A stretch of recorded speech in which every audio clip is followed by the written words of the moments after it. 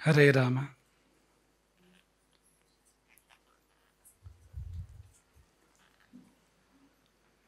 ಕರುಣ ರಸದ ಕೋಡಿ ಬರಿವ ಕಟಾಕ್ಷದ ಪರತತ್ವ ಬರೂಪವ ಆಲಾಪದ ವರಪುಣ್ಯಮಯ ಶರೀರದ ನಿರಾಭಾರಿ ಗುರುವಿರಲಿ ಎನ್ನ ಮಾನಸದಿ, ಆ ಸದ್ಗುರುವಿರಲಿ ಎನ್ನ ಮಾನಸದಿ.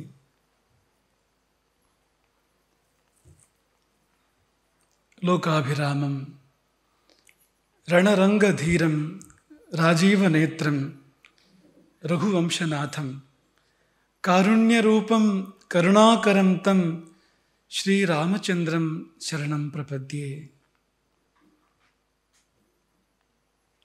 ಯತ್ರ ಯತ್ರ ರಘುನಾಥ ಕೀರ್ತನಂ ತತ್ರ ತತ್ರ ಕೃತಮಸ್ತಕಾಂಜಲಿಂ ಬಾಷ್ಪವಾರಿ ಪರಿಪೂರ್ಣಲೋಚನಂ ಮಾರುತಿಂ ನಮತ ರಾಕ್ಷಸಾಂತಕಂ.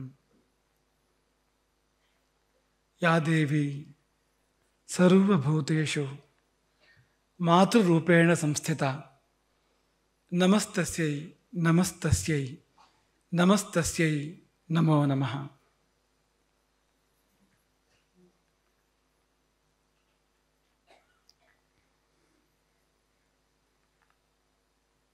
ಎಲ್ಲ ಮಾತೆಯರ ಅಂತರಾಳದಲ್ಲಿ ಮಾತೃತ್ವವೇ ತಾನಾಗಿ ನೆಲೆಸಿರ್ತಕ್ಕಂಥ ವಿಶ್ವಜನನಿಗೆ, ರಾಜರಾಜೇಶ್ವರಿಗೆ ಮೊತ್ತ ಮೊದಲು ಪ್ರಣಾಮಗಳನ್ನು ಸಮರ್ಪಣೆ ಮಾಡ್ತೇವೆ.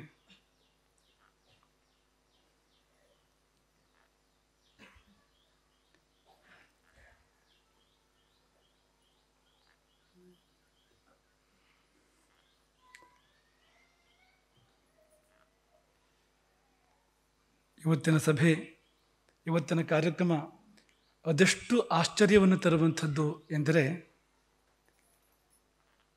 ಯಾರಾದರೂ ತಿಳಿಯದವರು ಬಂದರೆ, ಕಾರ್ಯಕ್ರಮದ ವಿವರ ಗೊತ್ತಿರೋದವರು ಬಂದರೆ, ಅವರು ಇಡೀ ಚಾತುರ್ಮಾಸದ ಮುಖ್ಯ ಕಾರ್ಯಕ್ರಮ ಇವತ್ತೇ ಎಂಬುದಾಗಿ ಭಾವಿಸ್ತಾರೆ. ಮಠದ ಶಕ್ತಿ ಮಾತೆಯರು, ನಾವು ಇದನ್ನು ಅನೇಕ ಬಾರಿ ಹೇಳಿದ್ದೇವೆ. ಮಠದ ಶಕ್ತಿ ಮಾತೆಯರು. ಯಾರಿಗಾದರೂ ಸಂದೇಹ ಇದ್ದರೆ ಇಲ್ಲಿ ಬಂದು ನೋಡಿ, ಇವತ್ತು ಇಲ್ಲಿ ಬಂದು ನೋಡಬೇಕು ಅಂತದ್ದು, ಹೌದು ಅಲ್ಲೋ ಅಂತ. ವ್ಯಾಸಪೂಜೆಯ ದಿನ, ಚಾತುರ್ಮಾಸದ ಆರಂಭದ ದಿನ ಏನು ಜನಸ್ತೋಮ ಇತ್ತೋ ಅದಕ್ಕಿಂತ ದೊಡ್ಡ ಜನಸ್ತೋಮ ಇವತ್ತು, ಮಾತೃಸ್ತೋಮ ಇವತ್ತು ಇಲ್ಲಿ ಇದೆ. ಈ ನಮ್ಮಲ್ಲೆಲ್ಲ ವಾಡಿಕೆ ಉಂಟು. ಅದೇನು ಅಂದರೆ, ಕಾರ್ಯಕ್ರಮಕ್ಕೆ ಜನ ಆಗಬೇಕು ಅಂದರೆ ಯಾರು ಬಂದರೂ ಜನ ಆಗ್ತಾರೋ ಅಂಥವ್ರನ್ನ ಕರೆಸುವಂಥದ್ದು. ಉದಾಹರಣೆಗೆ ಗುರುಗಳನ್ನು ಕರೆಸುವಂಥದ್ದು. ಗುರುಭಕ್ತಿ ಉಂಟೋ ಇಲ್ವೋ, ಆದರೆ ಜನ ಬರ್ತಾರೆ, ಒಂದಷ್ಟು ಗುರುಭಕ್ತರೆಲ್ಲ ಬರ್ತಾರೆ ಅಂತ ಹೇಳಿ ಕರೆಸುವಂಥದ್ದು. ಹಾಗೆ ಇನ್ನು ಮುಂದೆ ಯಾವುದಾದ್ರೂ ಅತ್ಯಂತ ಯಶಸ್ವಿ ಕಾರ್ಯಕ್ರಮ ಮಾಡಬೇಕು ಅಂದರೆ ಅದರಲ್ಲೊಂದು ಮಾತೃ ಸಮಾವೇಶ ಇಟ್ಕೊಂಡ್ರೆ ಆಗ್ಬೋದು ಎನ್ನುವ ತೀರ್ಮಾನಕ್ಕೆ ಜನ ಬಂದರೆ ಆಶ್ಚರ್ಯ ಇಲ್ಲ ಅಂತ. ಅಂತಹ ಒಂದು ಸಂಖ್ಯಾಸ್ಫೋಟ ಇವತ್ತಿಲ್ಲಿ ಕಾಣ್ತಾ ಇದೆ. ನಾವು ಬೇರೊಂದು ಭಾಷೆಯಲ್ಲಿ ಇದನ್ನು ಹೇಳೋದಾದರೆ, ನೀವು ದೊಡ್ಡವರಾದ್ರಿ, ವ್ಯವಸ್ಥೆ ಸಣ್ಣದಾಯಿತು. ನಿಮ್ಮ ಸ್ಪಂದನ ಹೇಗಿದೆ ಅಂದರೆ, ನೀವು ದೊಡ್ಡವರಾದ್ರಿ,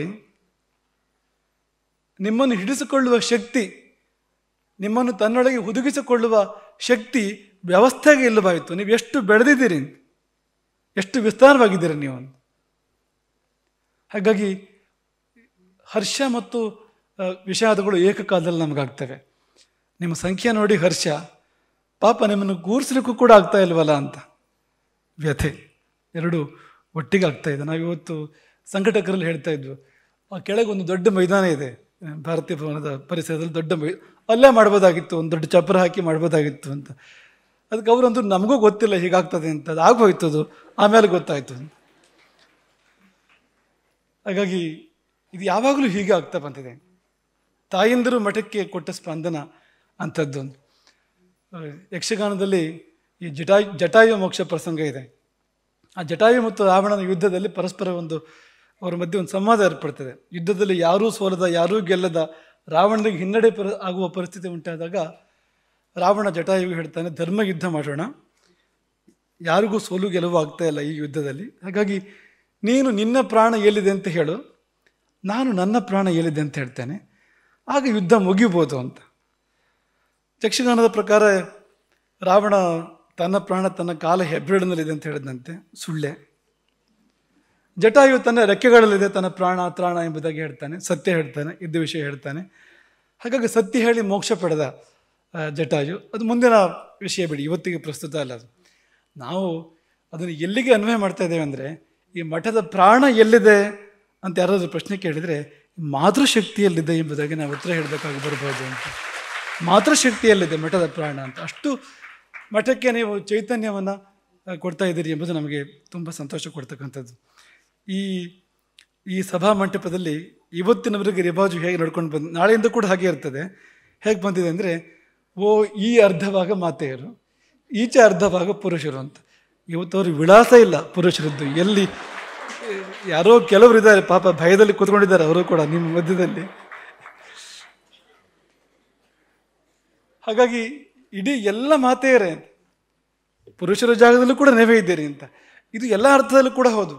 ಮಠದಲ್ಲಿ ಅನೇಕ ಪುರುಷರು ಮಾಡಬೇಕಾದ ಕಾರ್ಯಗಳನ್ನು ನೀವು ಮಾಡ್ತಾ ಇದ್ದೀರಿ. ಇದೊಂದು ಸಂಕೇತ ಅಂತ.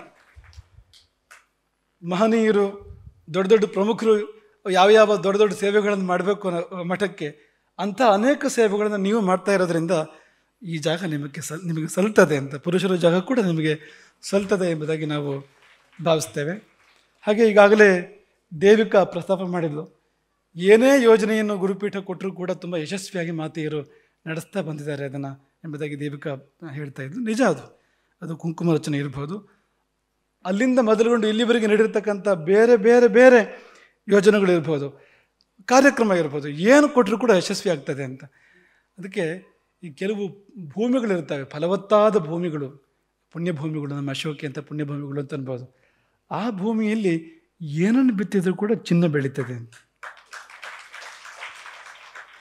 ಹಾಗೆ ಮಾತೆಯರೆಂಬ ಪುಣ್ಯ ಭೂಮಿಯಲ್ಲಿ, ನಮ್ಮ ಮಠದ ಸದ್ಭಕ್ತೆಯರಾದ ಮಾತೆಯರೆಂಬ ಪುಣ್ಯಭೂಮಿಯಲ್ಲಿ ಯಾವ ಯೋಜನೆಗಳ, ಯಾವ ಸತ್ಕಾರ್ಯಗಳ ಬೀಜವನ್ನು ಬಿತ್ತಿದ್ರೂ ಕೂಡ ಚಿನ್ನವೇ ಬೆಳೆಯುವಂಥದ್ದು, ಒಂದೇ ಒಂದು ಕೂಡ ಹುಸಿಯಾದದ್ದಿಲ್ಲ ಇವತ್ತಿನವರೆಗೂ ಕೂಡ. ಅಂದರೆ ಅದು ಅರ್ಥ ಆಗಬೇಕು ಅಂತ. ಹಾಗಾಗಿ ಅಂಥ ಒಂದು ಮಾತೃಸ್ತೋಮ ಎಲ್ಲದರಲ್ಲಿಯೂ ಮುಂದು, ಯಾವುದರಲ್ಲಿ ಕೂಡ ಹಿಂದಿಲ್ಲ ಅಂಥ ಮಾತೃಸ್ತೋಮ ಅವರ ಸಮಾವೇಶ ಎಂದಿರತಕ್ಕಂಥದ್ದು. ಇಲ್ಲಿ ನೋಡಿ, ಪುರುಷನು ಏನು ಬೇಕಾದರೂ ಆಗಬಹುದು. ಪುರುಷ ಋಷಿ ಆಗ್ಬೋದು, ರಾಜ ಆಗ್ಬೋದು, ಜಮೀನ್ದಾರ್ ಆಗ್ಬೋದು, ಶ್ರೀಮಂತ ಆಗ್ಬೋದು, ದೇವರಾಗ್ಬೋದು. ಆದರೆ ತಾಯಿಯಾಗಲಾರ, ಎಂದೂ ಪುರುಷ ತಾಯಿಯಾಗಲಾರ.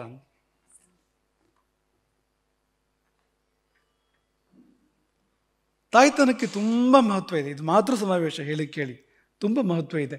ಏನಪ್ಪ ಮಹತ್ವ ಅಂದರೆ, ಜನ್ಮವು ಜೀವನದ ಮೂಲ, ತಾಯಿಯು ಜನ್ಮದ ಮೂಲ. ನಮ್ಮ ಹುಟ್ಟಿದೆಯಲ್ಲ, ಆ ಹುಟ್ಟು ಎಂಬುದು ಇಡೀ ಬದುಕಿನ ಮೂಲ. ಅಡಿಶಿಲೆ ಇದ್ದಂತೆ, ಆಧಾರ ಶಿಲೆ ಇದ್ದಂತೆ. ಒಂದು ದೊಡ್ಡ ಭವನ ಕಟ್ಟುವಾಗ ಆ ಮೊದಲ ಶಿಲೆ ಇರ್ತದಲ್ಲ, ಆಧಾರ ಶಿಲೆ, ಅದರ ಮೇಲೆ ಇಡೀ ಭವನ ಬರ್ತಕ್ಕಂಥದ್ದು ಅಂತ. ಹಾಗೆ ನಮ್ಮ ಜನ್ಮ ಅದು ತಾಯಿಯಿಂದ. ಹಾಗಾಗಿ ನೀವು ಏನೇ ಸಾಧನೆ ಮಾಡಿ, ನಿಮಗಿಂತ ಮೊದಲು ಆ ಶ್ರೇಯಸ್ಸು ನಿಮ್ಮ ತಾಯಿಗೂ ಸಲ್ಲಬೇಕು. ಯಾಕೆಂದರೆ ಆಕೆ ನಿಮಗೆ ಜನ್ಮ ಕೊಟ್ಟಿದ್ದಾಳೆ. ಜಗತ್ತಿನ ಎಲ್ಲ ಅದ್ವಿತೀಯ ಸಾಧನೆಗಳು, ಅನುಪಮ ಸಾಧನೆಗಳು, ಅಪೂರ್ವ ಎನ್ನುವಂಥ ಸಾಧನೆಗಳು, ದಿಗ್ವಿಜಯಗಳು, ಅವೆಲ್ಲವೂ ಅವರವರ ತಾಯಿಗೆ ಆ ಶ್ರೇಯಸ್ಸು ಸಲ್ಲುವಂಥದ್ದು ಹೊರತು ಆ ವ್ಯಕ್ತಿಗಳಿಗೆ. ಮತ್ತೆ ಈ ಅಡಿಶಿಲೆ ಬಗ್ಗೆ ನಾವೊಂದು ಮಾತನ್ನು ಯಾವಾಗಲೂ ಹೇಳ್ತಾ ಇರ್ತೇವೆ. ಈ ಮೂಲಾಧಾರ ಶಿಲೆ ಇದೆಯಲ್ಲ, ಭವನವು ನಿರ್ಮಾಣವಾದ ಮೇಲೆ ಅದು ಕಾಣಿಸೋದೇ ಇಲ್ಲ, ಭೂಮಿಯೊಳಗೆ ಇರ್ತದೆ ಅದು. ಹಾಗಂತ ಈಗಲೂ ಕೂಡ ಇಡೀ ಭವನವನ್ನು ಹೊತ್ತಿರ್ತದೆ ಅದು, ಈಗಲೂ ಕೂಡ. ಆದರೆ ಅದು ಕಣ್ಣಿಗೆ ಕಾಣಿಸೋದಿಲ್ಲ. ಕಲಶ ಕಾಣಿಸ್ಬೋದು, ಅಥವಾ ಭಿತ್ತಿ ಕಾಣಿಸ್ಬೋದು, ಮಾಡು ಕಾಣಿಸ್ಬೋದು, ಇದೆಲ್ಲ ಕಾಣಿಸ್ಬೋದು. ಆದರೆ ಅಡಿಶಿಲೆ ಯಾವತ್ತೂ ಅಗೋಚರ ಅಂತ, ಕಾಣಿಸೋದಿಲ್ಲ ಅಂತ. ಹಾಗಾಗಿ ನಮಗೆ ರಾಮ ಎಷ್ಟು ಕಾಣಿಸ್ತಾನೋ ಅಷ್ಟು ಕೌಸಲ್ಯ ಕಾಣಿಸೋದಿಲ್ಲ ಅಂತ. ಕೃಷ್ಣ ಎಷ್ಟು ಕಾಣಿಸ್ತಾನೋ ಅಷ್ಟು ನಮಗೆ ದೇವಕಿಯೋ ಯಶೋದೆಯೋ ಕಾಣಿಸೋದಿಲ್ಲ. ಇದೆಲ್ಲ ಇರಲಿ, ಈ ನಮಗೆ ನಮ್ಮ ತಾಯಿ ಯಾವಾಗ ಏನು ಕಷ್ಟಪಟ್ಟಲು ಗೊತ್ತೇ ಆಗೋದಿಲ್ಲ ಅಂತ. ಯಾಕೆಂದರೆ ಅರಿಯದ ಸ್ಥಿತಿ ಅದು ನೋಡಿ ಅಂತ. ನಮಗೆ ಜನ್ಮ ಕೊಡುವಾಗ ತಾಯಿಗೆ ಏನು ಕ್ಲೇಶ ಆಗಿರ್ಬೋದು ಎಂಬುದು ಯಾವ ಮಗನಿಗೂ ಯಾವ ಮಗಳಿಗೂ ಗೊತ್ತಿಲ್ಲ. ಯಾಕೆಂದರೆ ಅವರ ಸ್ಥಿತಿ ಅಂಥದ್ದು. ಆಗ ಅಬೋಧ ಸ್ಥಿತಿಯಲ್ಲಿ ಇರ್ತಾರೆ ಅವರು. ಹುಟ್ಟುವ ಮೊದಲು, ಹುಟ್ಟುವಾಗ, ಹುಟ್ಟಿದ ಕೆಲವು ದಿನಗಳಲ್ಲಿ ಆ ತಾಯಿಗೆ ಏನು ಕ್ಲೇಶ ಆಗಿರ್ಬೋದು ಅಂತ. ಹಾಗಾಗಿ ರಾಮ ಆ ಮಾತನ್ನು ಹೇಳಿದ್ದು. ತಾಯಿ ತಂದೆಯರು, ಅದರಲ್ಲಿ ತಾಯಿ ಮುಖ್ಯವಾಗಿ ಯಾವ ಕಷ್ಟವನ್ನು ಜನನ ಸಮಯದಲ್ಲಿ ಪಡ್ತಾರೋ, ಮಗುವಿನ ಜನನ ಸಮಯದಲ್ಲಿ, ಆರಂಭದ ಬೆಳವಣಿಗೆಯಲ್ಲಿ ಪಡ್ತಾರೋ, ಅದನ್ನು ತೀರಿಸಲಿಕ್ಕೆ ಸಾಧ್ಯ ಇಲ್ಲ. ಆದರೆ ಅದು ಅಗೋಚರವಾಗಿರ್ತದೆ ಅಂತ. ಆ ಮಕ್ಕಳ ಮಹಿಮೆ ಸಮಾಜದ ಮುಂದೆ ಇರ್ತದೆ. ಆ ತಾಯಿ ಎಲ್ಲೋ ಮರೆಯಾಗಿರ್ತಾಳೆ, ಎಲೆ ಮರೆಯ ಕಾಯಿ ಅಂತ ಇರ್ತಾಳೆ. ತಾಯಿ ಅಂದರೆ ಕಾಯಿ, ಅದು ಮಗುವನ್ನು ಕಾಯುವ ಕಾಯಿ. ಹಾಗೆ ಎಲೆಮರೆಯ ಕಾಯಿ ತಾಯಿ ಅಂದರೆ. ಅಂಥ ಮಾತೃತ್ವವನ್ನು ಎಷ್ಟು ನಾವು ಆರಾಧನೆ ಮಾಡಿದ್ರು, ಪೂಜೆ ಮಾಡಿದ್ರು ಕೂಡ ಕಡಿಮೆ. ನಿಮ್ಗೆ ಅನ್ನಿಸ್ಬೋದು, ಗುರುಗಳು ಬಂದು ಈ ಒಂದು ತಾಯಂದಿರಿಗೆ ಮಹತ್ವ ಕೊಟ್ಟರು. ಈ ಸಮಯದಲ್ಲಿ ತಾಯಂದಿರಿಗೆ ಮಹತ್ವ ಬಂತು, ಅದಕ್ಕಿಂತ ಮೊದಲು ಇರಲಿಲ್ಲ. ಆದರೆ ಗುರುಗಳ ಕಾಲದಲ್ಲಿ ಕುಂಕುಮಾರ್ಚನೆ ಬಂತು, ಮಾತೃತ್ವ ಬಂತು, ಸಂಘಟನೆ ಬಂತು, ಮಾತೃಶಾಖೆ ಬಂತು, ಮಹಿಳಾ ಪರಿಷತ್ ಬಂತು, ಇದೆಲ್ಲ ಬಂದು ಮಹತ್ವ ಬಂತು ಅಂತ. ಅದು ಹಾಗಲ್ಲ. ಅದು ನಾವು 36ನೇವರು ನಮ್ಮ ಪರಂಪರೆಯಲ್ಲಿ. ಮೊದಲ ಗುರುಗಳು ಯಾರು ನಿಮಗೆಲ್ಲ ಗೊತ್ತಿದೆ, ಆಚಾರ್ಯ ಶಂಕರ ಭಗವತ್ಪಾದರು. ಅವರು ರಚಿಸಿದ ಮಾತೃಪಂಚಕಂ ಬಗ್ಗೆ ನೀವು ಕೇಳಿದ್ದೀರಾ? 5 ಶ್ಲೋಕ ತಾಯಿಯ ಬಗ್ಗೆ ಅವರು ರಚನೆ ಮಾಡಿರ್ತಕ್ಕಂಥದ್ದು ಕೇಳಿದ್ದೀರಾ? ನಿಮ್ಗೆ ಗೊತ್ತಾ? ಎಷ್ಟು ಅದ್ಭುತವಾಗಿದೆ ಅದು. ಅಂದರೆ ತಾಯಿಗೆ ಅವರು ಯಾವ ಮಹತ್ವ ಕೊಟ್ಟಿದ್ದಾರೆ ಅಂತ. ಆದಿಶಂಕರಾಚಾರ್ಯರು ಆ ತಾಯ್ತನಕ್ಕೆ ಯಾವ ಮಹತ್ವವನ್ನು ಕೊಟ್ಟಿದ್ದಾರೆ ಅಂತ ಅವರ ಸ್ವಂತ ಭಾವವನ್ನು ಅವ್ರು ಹೇಳ್ಕೊಡುವಂಥದ್ದು ಈ ರೀತಿಯಲ್ಲಿ ತಮ್ಮ ತಾಯಿಯನ್ನು ಕುರಿತು ಹೇಳ್ಕೊಳ್ತಕ್ಕಂಥದ್ದು. ಮುಕ್ತಾಮಣಿತ್ವಂ ನಯನಂ ಮಮೇತಿ, ಮುಕ್ತಾಮಣಿಸ್ತ್ವಂ ನಯನಂ ಮಮೇತಿ, ರಾಜೇತಿ ಜೀವೇತಿ ಚಿರಂ ಸುತತ್ವಂ ಇತ್ಯುಕ್ತಭತ್ಯಸ್ತವ ವಾಚಿ ಮಾತಃ ತದಾಮ್ಯಹಂ ತಂಡುಲಮೇವ ಶುಷ್ಕಂ. ತಮ್ಮ ತಾಯಿಗೆ ಅವರು ಆ ಕೊನೆಯ ಸ್ಥಿತಿಯಲ್ಲಿ ಶಂಕರರು ಹೇಳುವಂಥದ್ದು, ಅಮ್ಮ ನೀನು ನನ್ನ ಚಿಕ್ಕ ವಯಸ್ಸಿನಲ್ಲಿ ನನ್ನನ್ನು ಹೇಗೆಲ್ಲ ಭಾವಿಸಿದೆ, ಕರೆದೆ. ಮುಕ್ತಾಮಣಿಸ್ತುಂ, ಮುತ್ತಿನ ಮಣಿಯೇ ಅಂದೆ. ನನ್ನ ಕಣ್ಣಿನ ಬೆಳಕು ನೀನು ಅಂತಂದೆ, ನನ್ನ ದೊರೆ ನೀನು ಅಂತಂದೆ, ನನ್ನ ಜೀವ ನೀನು ಅಂತಂದೆ. ಮುಕ್ತಾಮಣಿಸ್ತ್ವಂ ನಯನಂ ಮಮೇತಿ, ರಾಜೇತಿ ಜೀವೇತಿ. ಆಮೇಲೆ ಚಿರಂಜೀವ ಸುತತ್ವಂ, ಬಹುಕಾಲ ಚೆನ್ನಾಗಿ ಬಾಳು ಎಂಬುದಾಗಿ ನೀನು ಬಾಯಿ ತುಂಬ ಹರಸಿದೆ. ನಿನ್ನ ಹರಕೆಯ ಫಲವಾಗಿ ನಾನಿವತ್ತು ಹೀಗೆ ಇದ್ದೇನೆ. ಎಲ್ಲ ಮಕ್ಕಳು ಹಾಗೆ. ಆದರೆ ಪ್ರತಿಯಾಗಿ ನಾನು ನಿನಗೆ ಏನು ಕೊಟ್ಟೆ? ಆ ಬಾಯಿಗೆ ಒಣಗಿದ ಅಕ್ಕಿ ಕಾಳುಗಳನ್ನು ಹಾಕುವ ದುರ್ಯೋಗ ನನ್ನದು. ತಂಡುಲಮೇವ ಶುಷ್ಕಂ, ಬೆಂದದ್ದು ಕೂಡ ಅಲ್ಲ, ನೆನೆಸಿದ್ದು ಕೂಡ ಅಲ್ಲ, ಅಂಥ ಶುಷ್ಕವಾದ ಅಕ್ಕಿ ಕಾಳುಗಳನ್ನು ಆ ಬಾಯಿಗೆ ಹಾಕುವಂಥ ಸ್ಥಿತಿ ನನ್ನದು.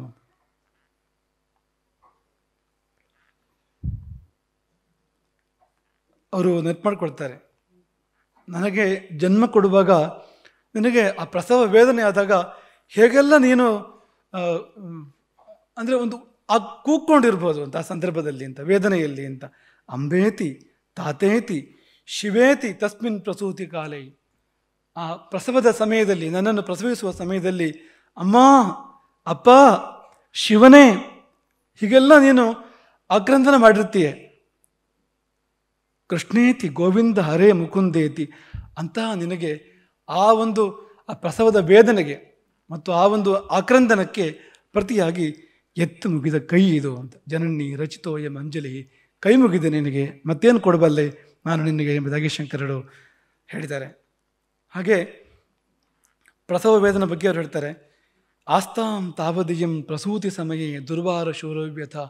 ಆ ಪ್ರಸವದ ಸಮಯದಲ್ಲಿ ಆಗ್ತಕ್ಕಂಥ ವೇದನೆ ಇರಲಿ ಬಿಡು, ಅದ್ರ ಬಗ್ಗೆ ನಾವು ಮಾತಾಡಲಿಕ್ಕೆ ಸಾಧ್ಯ ಇಲ್ಲ, ಅಂಥದ್ದದು. ಅದಕ್ಕಿಂತ ಹಿಂದೆ ಹೋದರೂ ಕೂಡ ನೈರುಚ್ಯಂ, ಎಷ್ಟೋ ಕಾಲ ಬಾಯಿ ರುಚಿ ಇಲ್ಲ, ಬಾಯಿ ಸಪ್ಪೆ. ತನುಶೋಷಣಂ ಶರೀರ ಒಣಗುವಂಥದ್ದು, ಶರೀರಕ್ಕೆ ಕಷ್ಟ ಆಗುವಂಥದ್ದು. ಮಲಮಯಿ ಶಯ್ಯಾಚ ಸಾಮೋತ್ಸರಿ, ಹಿಂದೆ ಮುಂದಾಗಿ ಸುಮಾರು 1 ವರ್ಷ ಕಾಲ ಹಾಸಿಗೆ ಸಹವಾಸ, ಹುಟ್ಟುವ ಹಿಂದೆ ಹುಟ್ಟುವ ಮುಂದೆ ತಿಂಗಳು ಕಾಲ ಹಾಸಿಗೆ ನಿನ್ನ ಜೊತೆಗಾರ ಅಂತ ಸಂದರ್ಭ. ಈ ಎಲ್ಲ ಕ್ಲೇಶಗಳು ಕಷ್ಟಗಳು ಒಂದನ್ನಾರು ತೀರಿಸಲಿಕ್ಕೆ ಸಾಧ್ಯವ? ಎಷ್ಟು ಎತ್ತರ ಬೆಳೆದ ಮಗನಾಗಿರ್ಬೋದು, ಎಂಥ ದೊಡ್ಡವನಾಗಿರ್ಬೋದು, ಅವನು ಎಂಥ ಸಾಧಕನಾಗಿರ್ಬೋದು, ಆದರೆ ಆ ತಾಯಿಯ ಆ ಒಂದು ಋಣ ಇದೆಯಲ್ಲ, ಯಾವುದಾದ್ರೂ ಒಂದನ್ನಾದರೂ ಕೂಡ ಇವುಗಳಲ್ಲಿ ತೀರ್ಸೋಕೆ ಸಾಧ್ಯವಾ ಅಂತ. ಧಾತು ನಿಷ್ಕೃತಿ ಮುನ್ನತೋಪಿ ತನಯಸ್ತಸ್ಯೇ ಜನನ್ಯೈ ನಮಃ. ಇದೇ ಮಾತನ್ನು ರಾಮನು ಕೂಡ ಹೇಳಿರ್ತಕ್ಕಂಥದ್ದು. ನಜಸ್ಸು ನಿಷ್ಕೃತಿ ಶಕ್ಯ, ತೀರಿಸಲಿಕ್ಕೆ ಸಾಧ್ಯ ಇಲ್ಲ. ಆ ತಾಯಿಯ ಋಣವನ್ನು ತೀರಿಸಲಿಕ್ಕೆ ಸಾಧ್ಯ ಇಲ್ಲ. ರಾಮನು ಹೇಳಿದ್ದು ಇದೇ ಮಾತು. ಆಚಾರ್ಯ ಶಂಕರರು ಸನ್ಯಾಸಿಗಳು ಅವರು ಕೂಡ ಹೇಳುವಂಥದ್ದು ಇದೇ ಮಾತು. ಇನ್ನೊಂದು ಭಾಳ ವಿಶೇಷ ಸಂದರ್ಭವನ್ನು ಉಲ್ಲೇಖ ಮಾಡ್ತಾರೆ ಶಂಕರಾಚಾರ್ಯರು. ಅದೇನಂತಂದರೆ, ಗುರುಕುಲ ಮುಪಸೃತ್ಯ ಸ್ವಪ್ನಕಾಲೇತು ದೃಷ್ಟ. ಶಂಕರಾಚಾರ್ಯರ ತಾಯಿ ಆರ್ಯಾಂಬೆ ಸ್ವಪ್ನದಲ್ಲಿ ಮಗ ಸಣ್ಣವನಿದ್ದಾಗ, ಶಂಕರರು ತುಂಬ ಸಣ್ಣವರಿದ್ದ ಸಂದರ್ಭ, ಸ್ವಪ್ನದಲ್ಲಿ ಆಕೆ ತನ್ನ ಮಗುವನ್ನು ಕಾಣ್ತಾಳೆ. ಸ್ವಪ್ನದಲ್ಲಿ ಆಕೆ ಗುರುಕುಲಕ್ಕೆ ಬರ್ತಾಳೆ. ಗುರುಕುಲದಲ್ಲಿ ತನ್ನ ಮಗ ಸನ್ಯಾಸದ ವೇಷಭೂಷಣದಲ್ಲಿದ್ದಾನೆ. ವೇಷಪೋಷ ಸನ್ಯಾಸದ ಅಂದರೆ ಕಾವ್ಯ ಬಟ್ಟೆಯನ್ನು ಇಟ್ಟು ನಿಂತಿರ್ತಕ್ಕಂಥ ಮಗ ಅಂತ. ಅದನ್ನು ಸ್ವಪ್ನದಲ್ಲಿ ಕಾಣ್ತಾಳೆ. ಆಗುವುದಕ್ಕಿಂತ ಮೊದಲೇ, ಸನ್ಯಾಸವನ್ನು ಸ್ವೀಕಾರ ಮಾಡುವುದಕ್ಕಿಂತ ಮೊದಲೇ ಶಂಕರಾಚಾರ್ಯರು ಇನ್ನು ಚಿಕ್ಕವರಿದ್ದಾಗಲೇ ಸ್ವಪ್ನದಲ್ಲಿ ಗುರುಕುಲದಲ್ಲಿ ತಾಯಿ ಬಂದು ನೋಡುವುದು ಮಗ ಸನ್ಯಾಸಿಯ ವೇಷಭೂಷದಲ್ಲಿ ಇರ್ತಕ್ಕಂಥದ್ದು. ಇದನ್ನು ಶಂಕರರ ತಾಯಿ ಆರ್ಯಾಂಬೆ ಸ್ವಪ್ನದಲ್ಲಿ ಕಂಡಾಗ ಸ್ವಪ್ನದಲ್ಲೇ ರೋಧಿಸಿದಳಂತೆ.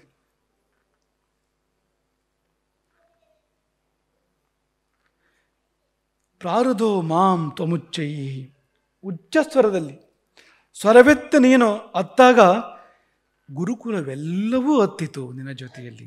ಇಡೀ ಗುರುಕುಲ, ಗುರುಗಳು ಶಿಷ್ಯರು ಎಲ್ಲರೂ ಕೂಡ ನಿನ್ನ ಜೊತೆಯಲ್ಲಿ ಸ್ವರ ಸೇರಿಸಿ ಅವರು ಕೂಡ ರೋಧಿಸಿದರು. ಅಂತ ನಿನಗೆ ನಮಸ್ಕಾರವನ್ನು ಬಿಟ್ಟು ಮತ್ತೇನು ತಾನೇ ನಾನು ಮಾಡಬಲ್ಲೆ ಎಂಬುದಾಗಿ ಶಂಕರರು ಅವರು ಒಂದು ಸನ್ಯಾಸ ಅಂದರೆ ಎಲ್ಲ ಸಂಬಂಧಗಳನ್ನು ಹರಿದುಕೊಂಡು ಸನ್ಯಾಸ ಬರ್ತಕ್ಕಂಥದ್ದು. ಅಂತಹ ಒಂದು ಸನ್ಯಾಸದ ಆ ಒಂದು ಅವಸ್ಥೆಯಲ್ಲಿ ಈ ಒಂದು ಸಂಬಂಧಕ್ಕೆ, ತಾಯಿ ಎಂಬ ಸಂಬಂಧಕ್ಕೆ ಅವರು ಕೊಟ್ಟಿರ್ತಕ್ಕಂಥ ಮಹತ್ವವನ್ನು ನೋಡಿ ಶಂಕರಾಚಾರ್ಯರು. ಹಾಗಾಗಿ ಮಾತೃ ಪಂಚಕದ ಮೂಲಕವಾಗಿ ಶಂಕರಾಚಾರ್ಯರು ತಾಯಿಯನ್ನು ಈ ರೀತಿ ಸ್ತೋತ್ರ ಮಾಡಿದ್ದಾರೆ. ಯಾವ ಪುರುಷನು ಮಾತೆಗೆ ಬೆಲೆ ಕೊಡದೇ ಇರಬಾರ್ದು. ಮಾತೆ ಅಂದರೆ ತನ್ನ ಮಾತೆ ಇರ್ಬೋದು, ತನ್ನ ಮಕ್ಕಳ ಮಾತೆ ಇರ್ಬೋದು, ತನ್ನ ಮೊಮ್ಮಕ್ಕಳ ಮಾತೆ ಇರ್ಬೋದು. ಉಪೇಕ್ಷೆ ಮಾಡಬಾರ್ದು, ನೋಯಿಸಬಾರ್ದು. ಅದು ಅಭಿಶಾಪ ಅಂತ ಯಾರು ಕೂಡ ಮಾಡಬಾರ್ದು. ಈಗ ಪಿತಾ ರಕ್ಷಿತೆ ಕೌಮಾರೆ ಭರ್ತಾ ರಕ್ಷಿತೆ ಯುವನೆ ರಕ್ಷಂತೆ ಸ್ಥಾವಿರೇ ಪುತ್ರಾಹ. ಆಕೆ ಚಿಕ್ಕವಳಿದ್ದಾಗ ತಂದೆ ಆಕೆಯನ್ನು ರಕ್ಷಿಸಬೇಕು, ನೋವಾಗದಂತೆ ನೋಡ್ಕೊಳ್ಬೇಕು, ಕಷ್ಟ ಬಾರದಂತೆ ಕಾಪಾಡಬೇಕು. ಆ ಹೊಣೆಗಾರಿಕೆ ತಂದೆಗಿದೆ. ಇನ್ನು ಯೌವನಕ್ಕೆ ಬಂದಾಗ ಪತಿ ನೋಡ್ಕೊಳ್ಬೇಕು, ಹಾಗೆ ಅದೇ ರೀತಿ ನೋಡ್ಕೊಳ್ಬೇಕಾಗ್ತದೆ ಅಂತ. ಮುಪ್ಪಿನಲ್ಲಿ ಮಕ್ಕಳು ನೋಡ್ಕೊಳ್ಬೇಕು. ಅಂದರೆ ಇಡೀ ಶ್ಲೋಕದ ಸಾರಾಂಶ ಏನು ಅಂದರೆ, ಪುರುಷನಿಗಿರುವಂಥ ಕರ್ತವ್ಯ ಎಲ್ಲೂ ಹೀಗಿಲ್ಲ. ಅಲ್ಲಿ ತಾಯಿಯ ಮಗನನ್ನು ನೋಡ್ಕೊಳ್ಬೇಕು ಅಥವಾ ವ್ಯತ್ಯಸ್ತವಾಗಿ ಇಲ್ಲ ಅಂತ. ಅಲ್ಲಿರೋದು ಹೇಗೆ ಅಂದರೆ, ಪುರುಷನಿಗೆ ಹೊಣೆಗಾರಿಕೆ ಅಂತ, ರಕ್ಷಿಸಿಕೊಳ್ಬೇಕು ಅಂತ. ಯಾಕೆಂದರೆ ಅಲ್ಲಿ ಮಾತೃಭಾವ ಇದೆ, ಮಾತೃತ್ವ ಇದೆ ಸ್ತ್ರೀಯಲ್ಲಿ ಅಂತ. ಅವಳು ಮಕ್ಕಳಿಗೆ ಜನ್ಮ ಕೊಡ್ಬೋದು, ಕೊಡದೇ ಇರ್ಬೋದು, ಆದರೆ ಮಾತೃತ್ವದ ಸ್ವರೂಪ ಯೋಗ್ಯತೆ ಪ್ರತಿಯೊಂದು ಹೆಣ್ಣಿನಲ್ಲಿ ಇದ್ದೇ ಇರ್ತದೆ ಅಂತ. ಆಕೆ ಕಣ್ಣೀರಿಟ್ಟರೆ ಅದು ದೊಡ್ಡ ಶಾಪ, ಬೇರೆ ಶಾಪ ಬೇಕು ಅಂತಿಲ್ಲ, ಬೇರೆ ಮಾಟ ಮಾಡಬೇಕು ಅಂತಿಲ್ಲ ಬೇರೆ ಮತ್ತೆ ಅಂತ. ಯಾವ ಮನೆಯಲ್ಲಿ ಹೆಣ್ಮಕ್ಳು ಕಣ್ಣೀರಿಡ್ತಾ ಇರ್ತಾರೋ, ನೋಯ್ತಾ ಇರ್ತಾರೋ, ಆ ಮನೆ ಉದ್ಧಾರ ಆಗೋದಿಲ್ಲ, ಆ ಮನೆಗೆ ಕೇಡು ತಪ್ಪಿದ್ದಲ್ಲ ಅಂತ. ಹಾಗಾಗಿ ಈ ಮಾತೃ ಸಮಾವೇಶದಂದು ಪುರುಷರಿಗೆ ನಮ್ಮ ಕಿವಿ ಮಾತು, ನಿಮ್ಮ ಮನೇಲಿರ್ತಕ್ಕಂಥ ಮಾತೆಗಿರು. ನಾವಾಗಲೇ ಹೇಳಿದಾಗೆ ನಿಮ್ಮ ತಾಯಿ ಇರ್ಬೋದು, ಹೆಂಡತಿ ಇರ್ಬೋದು, ತಂಗಿ ಇರ್ಬೋದು, ಮಗಳಿರ್ಬೋದು, ನೀವು ಅವರನ್ನು ನೋಯಿಸಬಾರದು, ನೀವು ಅವರಿಗೆ ಕ್ಲೇಶವನ್ನು ಕೊಡಬಾರದು, ನೀವು ಅವರ ಕ್ಲೇಶವನ್ನು ದೂರ ಮಾಡಬೇಕು ಹೊರತು ಅವರ ಕ್ಲೇಶವನ್ನು ಅವರಿಗೆ ಕ್ಲೇಶವನ್ನು ಕೊಡಬಾರ್ದು. ನಾವು ಆರಂಭದಲ್ಲಿ ಒಂದು ಶ್ಲೋಕವನ್ನು, ಸಪ್ತಶತಿಯ ಒಂದು ಶ್ಲೋಕವನ್ನು ನೆನಪು ಮಾಡಿಕೊಂಡು, ಯಾದೇವಿ ಸರ್ವಭೂತೇಶು ಮಾತೃರೂಪೇಣ ಸಂಸ್ಥಿತ. ದೇವಿಯೇ ಇದ್ದಾಳಲ್ಲಿ, ಸಾಕ್ಷಾತ್ ಜಗಜ್ಜನನಿಯೇ. ಇಲ್ಲದಿದ್ದರೆ ಮಾತೃತ್ವವು ಸಿದ್ಧಿಸೋದಿಲ್ಲ, ಮಾತೃತ್ವವು ಬರೋದೇ ಇಲ್ಲ. ಹೆಣ್ಣು ಅಂತಾಗಿ ಹುಟ್ಟುವಾಗಲೇ ಅಲ್ಲಿ ಆ ಜಗಜ್ಜನನಿಯ ಸಾನ್ನಿಧ್ಯ ಇದೆ ಅಂತ. ನೋಯಿಸುವ ಹಕ್ಕು ನಮಗೆ ಯಾರಿಗೂ ಇಲ್ಲ ಅಂತ. ಯಾರೂ ಕೂಡ ಅದನ್ನು ಮಾಡಬಾರ್ದು ಅಂತ. ಹಾಗಾಗಿ ಇಡೀ ಸಮಾಜ ಅದನ್ನು, ಬಾಹುಬಲ ಇಲ್ಲದೇ ಇರ್ಬೋದು ಸ್ತ್ರೀಗೆ, ಭಾವಬಲ ಇದೆ ಅಂತ.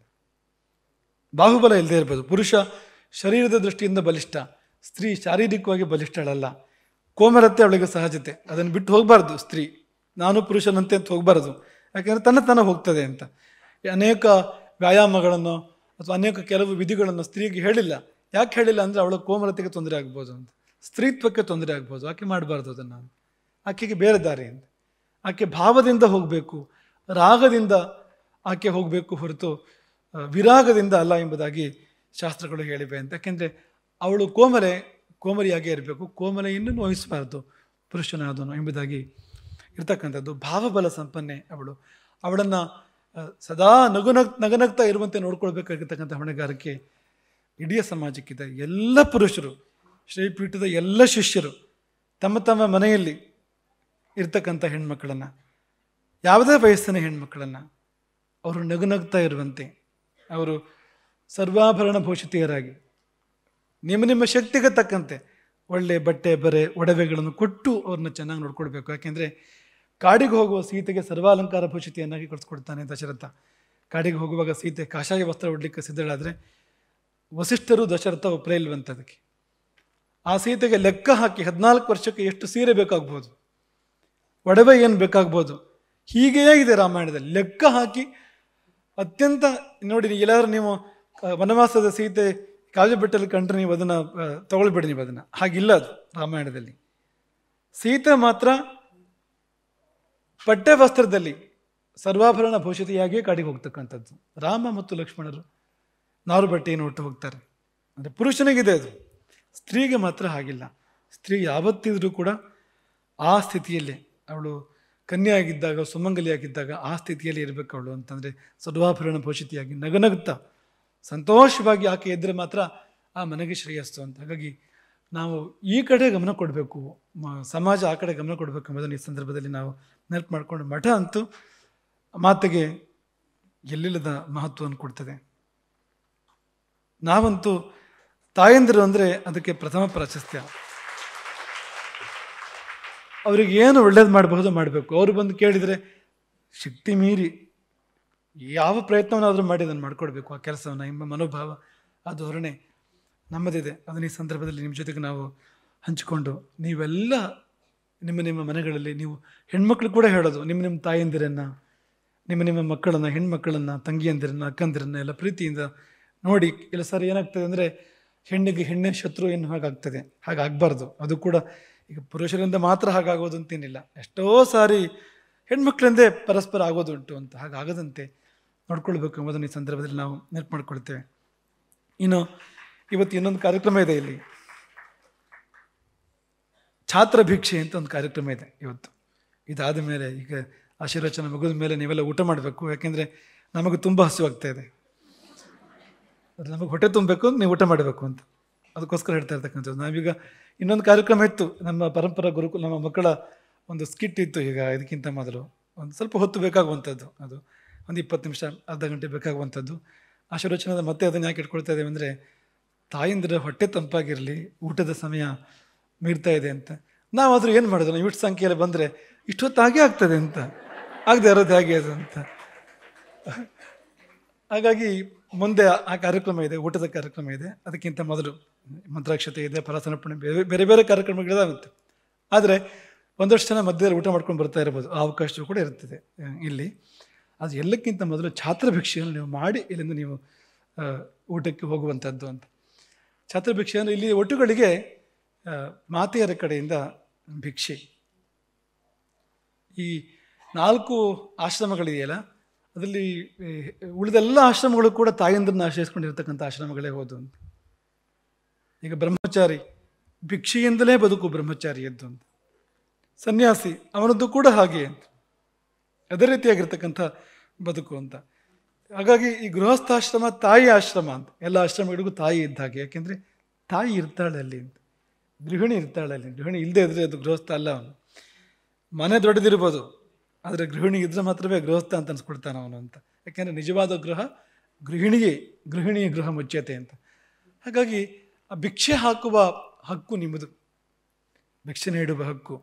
ಉಪನಯನದಲ್ಲಿ ಇದೆಯಲ್ಲ, ಉಪನಯನದಲ್ಲಿ ಭವತಿ ಭಿಕ್ಷಾಂದೇಹಿ ಅಂತಿರ್ತಕ್ಕಂಥದ್ದು. ಭವಾನ್ ಭಿಕ್ಷಾ ಅಂತ ಧಾತು ಅಲ್ಲ, ಭವತಿ ಭಿಕ್ಷಾ ಸ್ತ್ರೀಲಿಂಗ ಅದು. ಅಲ್ಲಿದೆ ನೋಡಿ, ಅಥೈನಂ ಆಚಾರ್ಯ ಸಂಶಾಸ್ತಿ. ಉಪನಯನದ ಒಂದು ಘಟ್ಟದಲ್ಲಿ ಆಚಾರ್ಯನು ವಟುವನ್ನು ಕುರಿತು ಈ ರೀತಿ ಹೇಳ್ತಾನೆ, ಬ್ರಹ್ಮಚಾರ್ಯಸಿ, ನೀನು ಬ್ರಹ್ಮಚಾರಿಯಾಗಿದೆಯೇ ಅಂತ. ಅಸ್ಮಿ, ಹೌದು ನಾನು ಬ್ರಹ್ಮಚಾರಿಯಾಗಿದ್ದೇನೆ ಅಂತ ವಟು ಉತ್ತರ ಕೊಡಬೇಕು ಅದಕ್ಕೆ.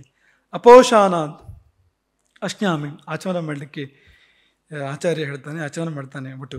ಕರ್ಮಕುರು, ಹೇಳಿದ ಕರ್ಮಗಳನ್ನು, ಬ್ರಹ್ಮಚಾರಿಗೆ ಹೇಳಿದ ಕರ್ಮಗಳನ್ನೆಲ್ಲ ಮಾಡಬೇಕು. ಕರಿಷ್ಯಾಮಿ, ಮಾ ದಿವಾ ಸುಷುಪ್ತಾ, ಹಗಲು ಮಲಗಬೇಡ, ಹಗಲು ನಿದ್ದೆ ಮಾಡಬೇಡ ಅಂತ, ಮಾಡಬಾರ್ದು, ಅದು ನಿಷಿದ್ಧ, ಅದು ಹಗಲು ನಿದ್ದೆ ಅದು ಮಾಡೋದಿಲ್ಲ ಅಂತ ಒಟ್ಟು ಉತ್ತರ ಕೊಡ್ತಾನೆ. ಹೀಗೆಲ್ಲ ಇದೆ.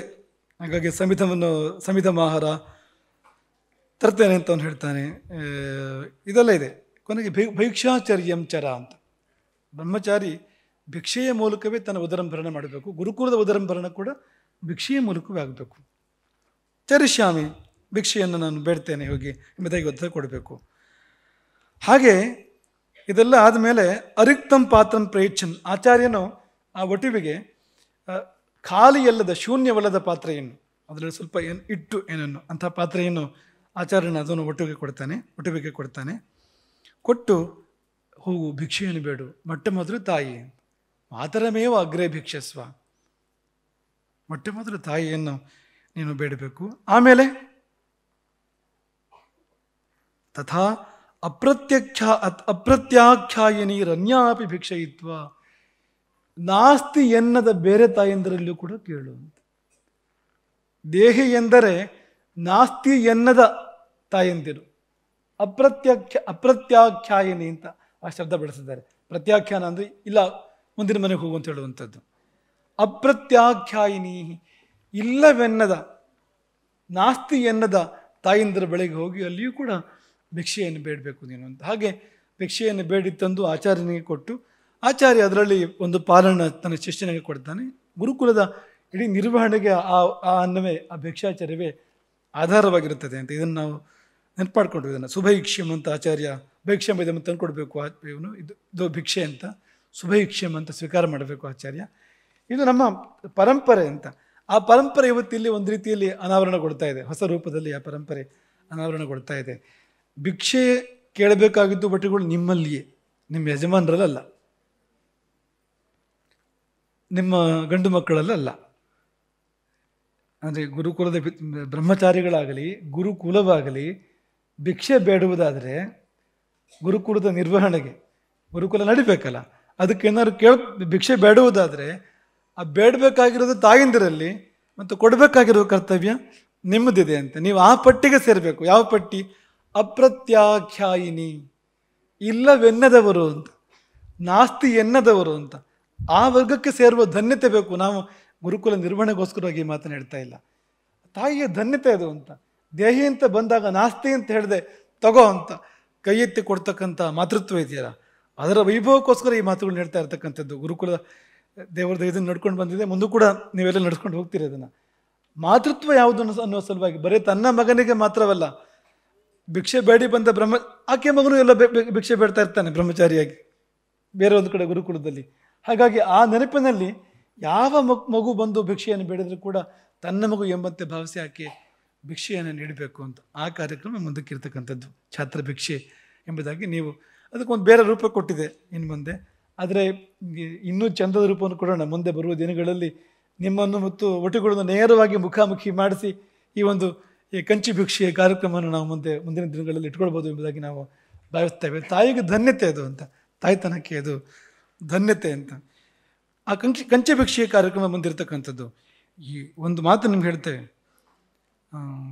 ಕುಕ್ಷವು ತಿಷ್ಠತೆ ಯಸ್ಯಾನ್ನಂ ವೇದಾಭ್ಯಾಸೇನ ಜೀರ್ಯತೆ ಕುಲಂ ತಾರಯತೆ ತೇಷಾಂ ದಶ ಪೂರ್ವಾಂ ದಶಾಪರಾಂ. ನಾವು ಕೈ ಎತ್ತಿ ಭಿಕ್ಷೆ ಕೊಡುವಂಥದ್ದು ಒಬ್ಬ ಬ್ರಹ್ಮಚಾರಿಗೆ, ಒಟ್ಟಿವಿಗೆ. ಆತ ಅದನ್ನು, ಆ ಭಿಕ್ಷೆಯನ್ನು ವೇದಾಧ್ಯಯನದ ಮೂಲಕ ಕರಗಿಸುವಂಥದ್ದು, ಜೀರ್ಣ ಮಾಡುವಂಥದ್ದು.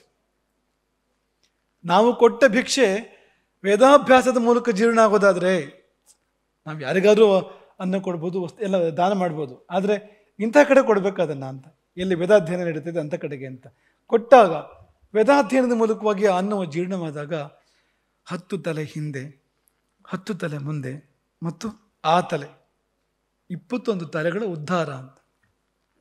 ಕುಲಂ ತಾರಯತೆ ತೇಷಾಂ ದಶಪೂರ್ವಾಂ ದಶಾಪರಾಂ. 10 ತಲೆಮಾರು ಹಿಂದಕ್ಕೆ, 10 ತಲೆಮಾರು ಹಿಂದಕ್ಕೆ. ಒಂದು ಆ ವ್ಯಕ್ತಿ ಶ್ರೇಯಸ್ಸಲ್ಲ, ಪಿತೃಗಳು ಮತ್ತು ಪುತ್ರ ಪೌತ್ರರು ಅಂತ ಅಷ್ಟು ದೀರ್ಘ, ಇಡೀ ವಂಶಕ್ಕೆ ಉನ್ನತಿ ಎನ್ನುವಂಥದ್ದು.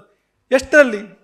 ಒಂದಿಷ್ಟು ಭಿಕ್ಷೆ, ಅದು ವೇದಾಧ್ಯಯನ ಮೂಲಕ ಜೀರ್ಣ ಆಗುವಂಥದ್ದು. ಅಂದರೆ ಅದೇನು ಭಾರಿ ಅದು ಕೊಪ್ಪರಿಗೆ ಚಿನ್ನ ಅಲ್ಲ, ಅದು ಅಲ್ಪವಾಗಿರ್ತಕ್ಕಂಥ ಕಾರಣಕ್ಕೆ ಹೋದು, ಆದರೆ ಫಲ ಎಷ್ಟು ದೊಡ್ಡದಿದೆ ಅಂತ. ಹಾಗಾಗಿ ಅಂಥ ಕಾರ್ಯಕ್ರಮ ಬಂದಿರತಕ್ಕಂಥದ್ದು.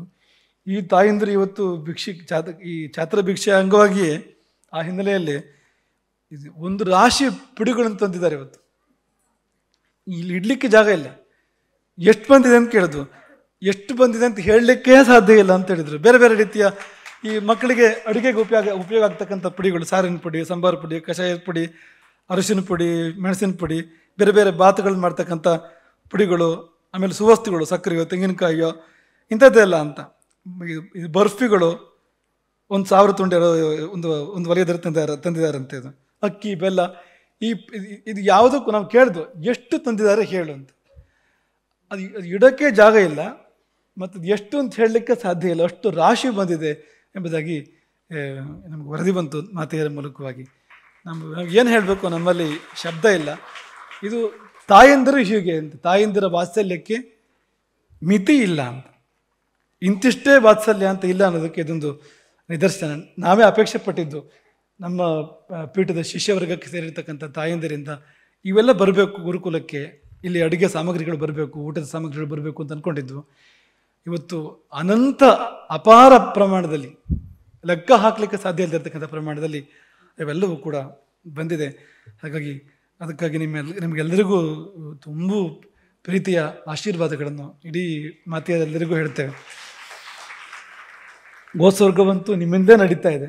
ಈಗ ಈ ಗುರುಕುಲದಲ್ಲಿ ಕೂಡ ದೊಡ್ಡ ಸೇವೆ ನಿಮ್ಮ ಕಡೆಯಿಂದ ಆಗ್ತಾ ಇರತಕ್ಕಂಥದ್ದು ನಮಗೆ ನಮ್ಮ ನಮ್ಮ ಎರಡು ಕಣ್ಣು ತುಂಬಿತು ಅಂತ ಅನ್ಬೋದು ನಮಗೆ ಅಂತ. ಒಂದು ಕಣ್ಣು ಗೋಸ್ವರ್ಗ, ಒಂದು ಕಣ್ಣು ಗುರುಕುಲ ಅಂತಂದರೆ 2 ಕಣ್ಣು ತುಂಬಿದಂತೆ ಆಯಿತು ಇದರಲ್ಲಿ ಅಂತ ನಾವು ಭಾವಿಸ್ತೇವೆ.